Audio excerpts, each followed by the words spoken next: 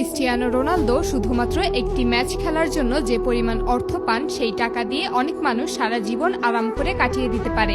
সাম্প্রতিক সময় তার আয় এমন পর্যায়ে পৌঁছেছে যে দিনে তিনি কয়েক লাখ ডলারেরও বেশি আয় করেন।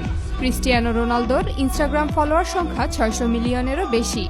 বিভিন্ন গবেষণা প্রতিষ্ঠানের তথ্য অনুযায়ী তার একটি ইনস্টাগ্রাম পোস্ট থেকেই অর্ধ কোটি টাকারও বেশি আয় হয়ে থাকে।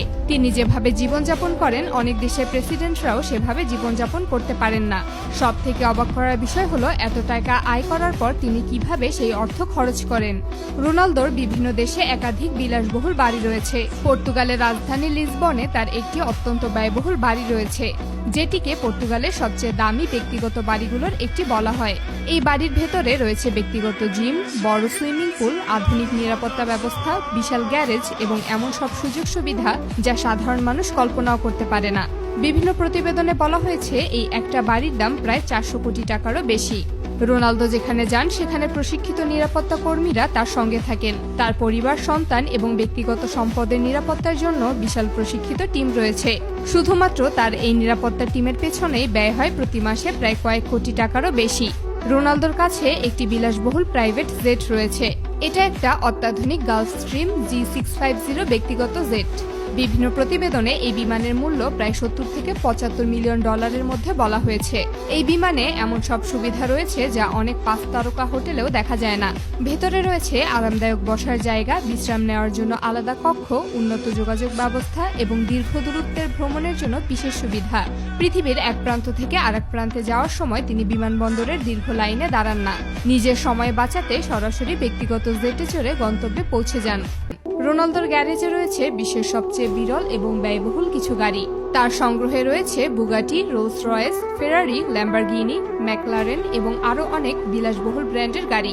বিশেষ করে তার বুগাটি সেন্টো ডিএসি বিশ্বের সবচেয়ে বিরল গাড়িগুলোর একটি। মূলত এই ধরনের গাড়ি কিছু নির্দিষ্ট ব্যক্তিদের জন্য তৈরি করে থাকেন। এই ধরনের গাড়ির মূল্য সাধারণত কয়েক শত কোটি টাকা ছাড়িয়ে যায়। রোনালদো প্রায় এমন সব বিলাসবহুল ঘড়ি পরেন যেগুলোর দাম শুনলেই অনেকে অবাক হয়ে যান। তার কাছে এমন কিছু ঘড়ি রয়েছে যে একটা ঘড়ির দামে 3টা প্লেন কিনে ফেলা সম্ভব। তার সংগ্রহে থাকা কিছু ঘড়ির দাম কয়েক লাখ ডলার থেকে শুরু করে শত মিলিয়ন ডলারেরও বেশি বলে বিভিন্ন প্রতিবেদনে উল্লেখ করা হয়েছে। হীরা বসানো বিশেষ সংস্করণের কিছু ঘড়ি রয়েছে যেগুলো বিশ্বের অল্প কয়েকজন মানুষের কাছেই দেখা যায়। জানলে অবাক হবেন, শুধুমাত্র তার একটা ঘড়ির দাম দিয়েই একটা ছোট দ্বীপ কিনে ফেলা সম্ভব। তবে সবথেকে আশ্চর্যের ব্যাপার হলো রোনালদো নিজের শরীরের যত্ন নেওয়ার জন্য বিপুল পরিমাণ অর্থ ব্যয় করেন। তিনি বিশ্বের সেরা পুষ্টিবিদ, ফিটনেস বিশেষজ্ঞ এবং স্বাস্থ্য বিশেষজ্ঞদের সঙ্গে কাজ করেন। প্রতিদিনের খাবার থেকে শুরু করে ঘুমের সময় পর্যন্ত সবকিছু পরিকল্পনা করে করা হয়, কারণ তিনি বিশ্বাস করেন তার শরীরই তার সবচেয়ে বড় সম্পদ। এ কারণে 40-এর কাছাকাছি বয়সেও তিনি অনেক তরুণ খেলোয়াড়দের মতোই ফিট থাকতে পেরেছেন। রোনালদো সাধারণত বিশ্বের নামকরা ফ্যাশন ব্র্যান্ডগুলোর পোশাক ব্যবহার করেন। অনেক সময় একটি জ্যাকেট, একটি স্কার্ফ কিংবা সাধারণ একজোড়া মোজার দামও কয়েক লাখ টাকার কাছাকাছি পৌঁছে যায়। রোনালদো শুধু খরচই করেন না, তিনি বিপুল পরিমাণ অর্থ বিনিয়োগও করেন। তার বিভিন্ন ব্যবসা রয়েছে।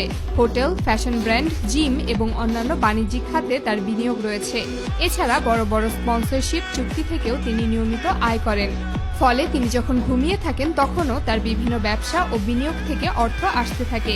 অনেক মানুষ মনে করেন এত সম্পদ থাকা মানে শুধু টাকা খরচ করা, কিন্তু বাস্তবে ধনী ব্যক্তিদের একটি বড় অংশ তাদের সম্পদ আরও বাড়ানোর জন্য বিনিয়োগ করেন। রোনালদোর ক্ষেত্রেও বিষয়টি একই।